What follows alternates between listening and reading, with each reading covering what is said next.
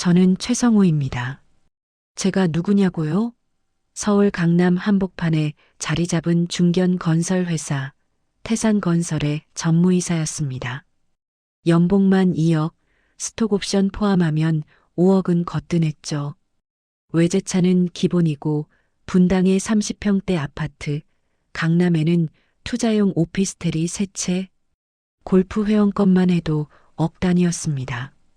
최성우 씨는 자수성가한 입지전적 인물이었습니다. 지방 국립대를 졸업하고 건설업계에서 20년을 구른 끝에 솔직히 말씀드리죠. 저는 오만했습니다. 돈과 권력이면 세상 모든 게 해결된다고 믿었어요. 직원들한테는 갑질하고 거래처한테는 횡포 부리고 집에서는 더 심했죠. 아내한테 소리 지르고 애들은 돈으로만 달래고 그게 제 일상이었습니다. 최 전무님은 일은 잘하셨어요. 근데 사람 대하는 게 좀, 특히 아랫사람들한테는 정말 냉혹하셨죠. 돈 못 버는 놈은 쓰레기다가 입버릇이었으니까요. 그런 최성호 씨의 집에서 12년째 가사도우미로 일하던 분이 있었습니다. 바로 정순자 아주머니, 당시 58세였죠. 제가 사장님 댁에서 일한 게 2010년부터였어요. 처음엔 좋은 분이신 줄 알았죠. 월급도 제때 주시고 보너스도 챙겨주시고. 그런데 시간이 지날수록 사장님이 변하시더라고요. 더 차갑고 더 날카로워지셨어요.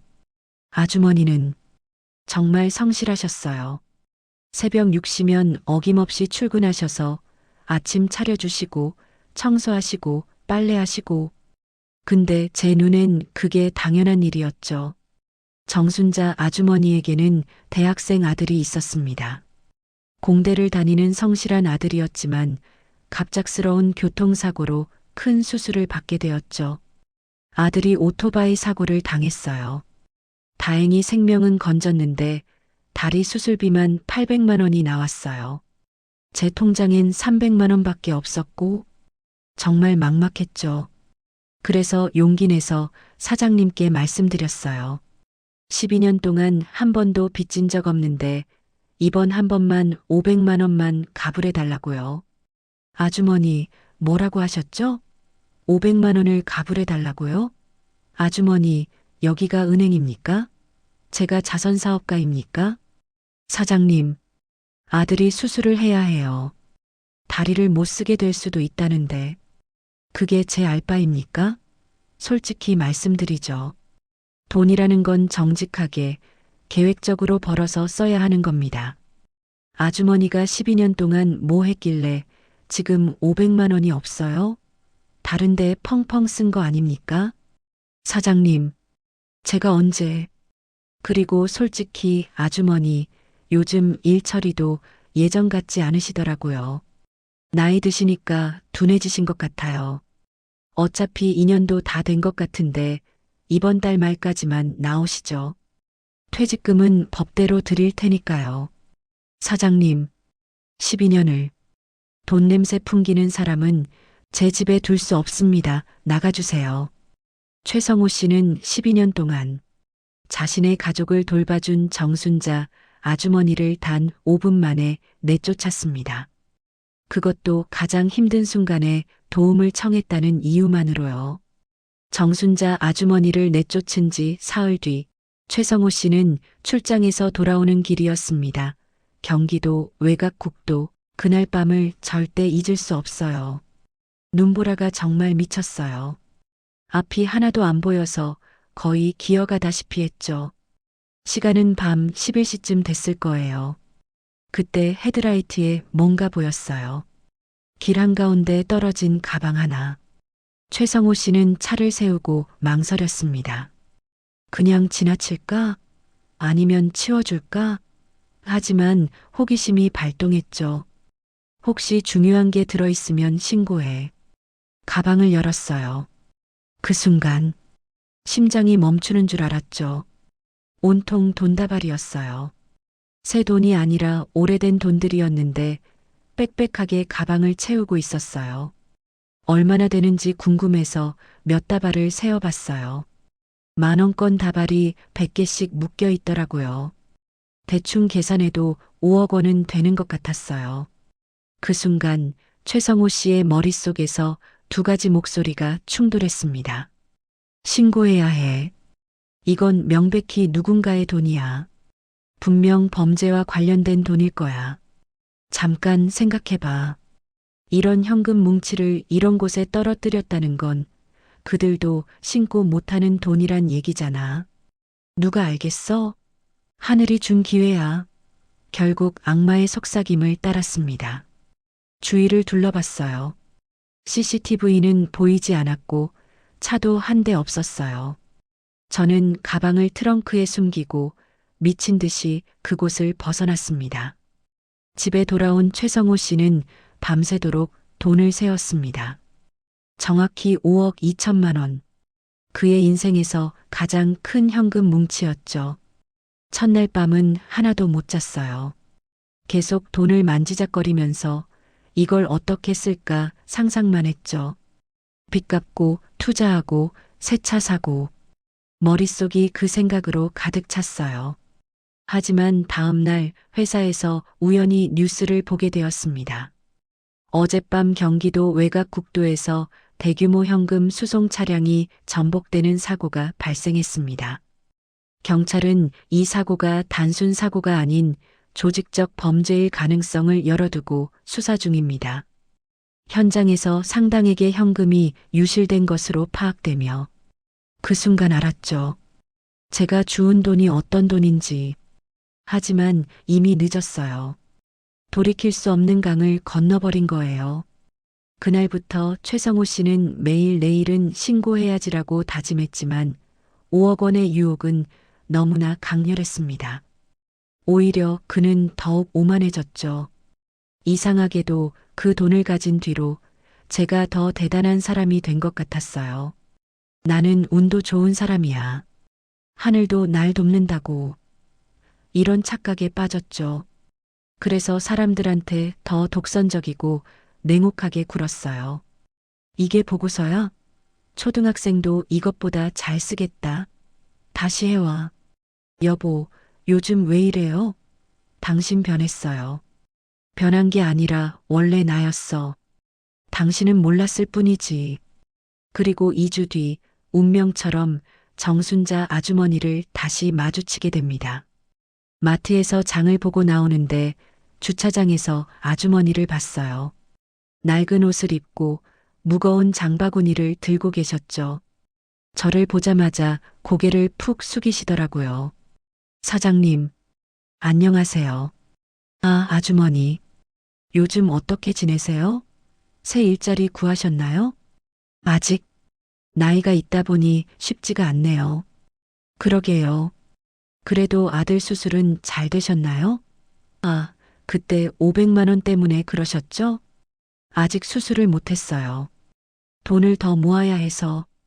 그때 최성호 씨의 주머니에서 가방 속 돈 중 일부인 50만 원이 보였습니다. 하지만 그는 단 1원도 아주머니에게 주지 않았죠. 제 주머니엔 5억이 넘는 돈이 있었어요. 아주머니께 500만 원을 드려도 아무 문제 없었죠. 하지만 저는 외면했습니다. 내 돈인데 왜 나눠? 이런 생각뿐이었어요. 트렁크에 든 불법적인 돈은 생각도 안 하면서요. 그때 사장님 눈빛을 잊을 수가 없어요. 완전히 다른 사람이 되신 것 같았어요. 그로부터 일주일 뒤 최성호 씨에게 첫 번째 재앙이 찾아왔습니다. 최 전무, 이게 대체 무슨 일입니까? 사장님 무슨 말씀이신지. 당신 명의로 대출 10억이 실행됐다는데 당신이 보증을 섰다며. 네, 저는 그런 적 없습니다. 내레이터, 최성호 씨의 가장 친한 친구이자 동업자였던 박진우 이사가 그의 명의를 도용해 거액의 대출을 받고 해외로 도주한 것입니다. 박 이사는 제 20년 지기 친구였어요. 대학 동기이자 회사 동료이자 서로 집안 경조사까지 챙겨주던 사이였죠. 그 친구가 저를 완전히 배신한 겁니다. 박 이사의 배신은 시작에 불과했습니다. 최성호 씨는 연대보증을 선 것으로 확인되었고 10억 원의 빚을 떠안게 되었죠. 회사에서 해고당했어요. 명예퇴직이란 이름으로요. 아내는 이혼하겠다고 짐을 쌌고 아이들은 저를 원망했죠. 집은 은행에 압류되고 차도 압류되고 최 전무님 솔직히 말씀드리면 현 상황에서 할 수 있는 게 거의 없습니다. 개인 파산 신청을 하시든지 트렁크에 5억이 있는데 그걸 쓸 수도 없고 설상가상으로 범죄 조직이 최성호 씨를 추적하기 시작했습니다. 그들은 사고 현장 주변의 모든 CCTV와 블랙박스를 분석해 최성호 씨의 차량을 특정했죠. 우리 돈 갖고 있는 거 다 안다. 3일 안에 돌려주지 않으면 가족부터 시작한다. 그날부터 매일 밤 협박 전화가 왔어요. 번호도 없는 전화, 문자, 이메일. 내 딸이 다니는 학교 안다. 내 아내 출근길 알고 있다. 미쳐버릴 것 같았어요. 결국 최성호 씨는 가족과 헤어져 혼자 지하 단칸방으로 숨어들었습니다. 한때 30평대 아파트에 살던 그가 겨우 3평짜리 지하방에서 숨죽이며 살게 된 것입니다. 지하방 월세가 25만 원이었어요. 겨울엔 결로 때문에 벽에서 물이 흘러내렸고 창문도 제대로 없어서 늘 축축했죠. 5억이 있었지만 단 1원도 쓸 수 없었어요. 사채업자들과 조직놈들이 제 계좌를 전부 추적하고 있었으니까요. 한때 임원으로서 고급 레스토랑에서 식사하던 그가 이제는 편의점 할인 도시락으로 하루를 버텨야 했습니다. 그리고 매일 밤 그는 트렁크에 숨겨둔 5억을 바라보며 절규했죠. 이게 뭐가 다른 건데? 이게 뭐가 다른 거냐고. 가방만 안 주었어도, 그냥 신고만 했어도. 그해 겨울, 최악의 추위가 찾아왔습니다. 최성호 씨는 전기세조차 낼 수 없어 추위에 떨며 지냈죠. 그의 휴대전화에는 사채업자들의 협박 메시지만 쌓여갔습니다. 크리스마스 이브였어요. 다른 집들은 다 캐럴을 틀고 파티를 하는데 저는 이불을 뒤집어 쓰고 떨고 있었죠. 그때 생각했어요. 이제 끝이구나. 여기서 끝나는 거야. 라고. 그때 방문 앞에서 무언가 소리가 났습니다. 누군가 무언가를 두고 가는 소리였죠. 문을 열었어요. 복도에는 아무도 없었고 문 앞에 따뜻한 도시락 하나와 작은 봉투가 놓여 있었어요. 봉투를 열었어요. 안에는 낡은 10,000원짜리 지폐 5장과 함께 손글씨가 적혀 있었습니다. 사장님, 세상 천지에 나쁜 일만 있으란 법은 없어요. 사장님도 힘드신 거 뉴스로 봤습니다. 이거 제가 아들 등록금 하려고 모은 돈인데 급한 불부터 끄세요. 사람은 다시 일어서면 그만입니다. 제가 12년 동안 지켜본 사장님은 원래 나쁜 분이 아니셨어요. 다시 일어나실 수 있습니다. 마이너스 정순자 올림. 5만 원이었어요. 겨우 5만 원. 그런데 그 5만 원이 제 5억보다 무거웠어요. 저는 그 편지를 부여잡고 밤새도록 울었습니다. 12년 동안 저를 돌봐주신 분을 가장 힘든 순간에 내쫓았는데 그분이 저를 찾아와 주셨어요. 나중에 알고 보니 정순자 아주머니는 최성호 씨가 지하방으로 이사한 것을 알고도 몇 달 동안 찾아오지 않았다고 합니다. 사장님의 자존심이 상할까 봐서였죠. 하지만 크리스마스 이브, 너무 추운 날씨에 결국 마음을 정했다고 합니다. 뉴스에서 사장님 소식을 봤어요. 사기를 당하셨다는. 그리고 어디서 사장님이 지하방에 계신다는 소문을 들었죠. 마음이 너무 아팠어요. 그래도 제가 찾아가면 사장님 자존심 상하실까봐 못 갔는데 크리스마스 이브에 너무 추워서 혹시 사장님이 밥은 드시나 걱정돼서 그냥 발걸음이 그쪽으로 갔어요. 그 5만 원은 제게 돈이 아니었어요. 용서였고 구원이었고 마지막 희망이었습니다. 다음 날 새벽 최성호 씨는 결정을 내렸습니다. 5억 원이 든 가방을 들고 경찰서로 향한 것입니다. 경찰서 문 앞에서 한참을 서 있었어요. 이 문을 들어가면 제 인생은 끝이구나 하지만 이미 끝나 있었죠. 진작에 끝났어요. 눈보라 속에서 그 가방을 주었을 때부터 왜 이제 와서 신고하십니까? 10개월 동안 제가 지옥을 경험했습니다. 하지만 지옥에서 저를 구해준 건 5억 원이 아니라 5만 원이었습니다.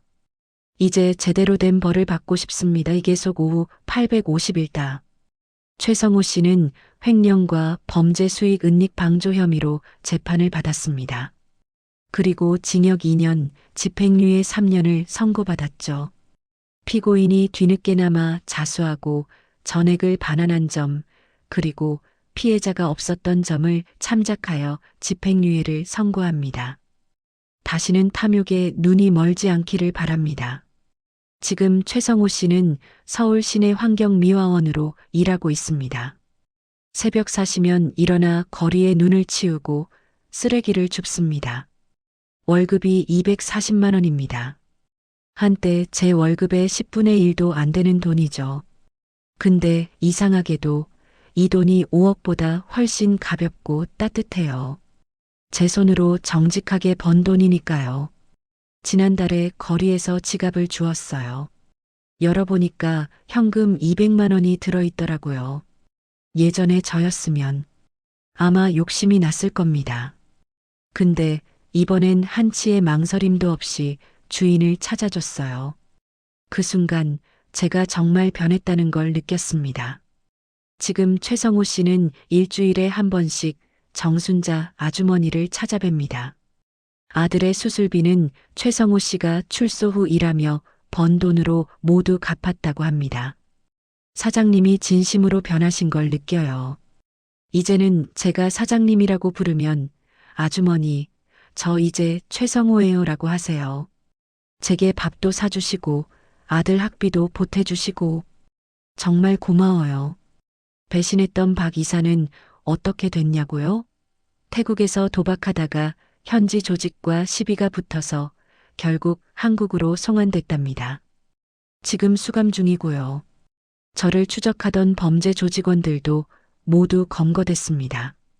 결국 남의 것을 탐하면 그 대가를 치르게 되더라고요. 눈이 내리면 이제 두렵지 않아요. 예전엔 눈만 보면 그날 밤이 생각나서 식은땀이 났는데 이제는 그냥 치워야 할 눈일 뿐입니다. 제 두 손으로 정직하게 일하는 게 이렇게 평온하고 자유로운 줄 몰랐어요.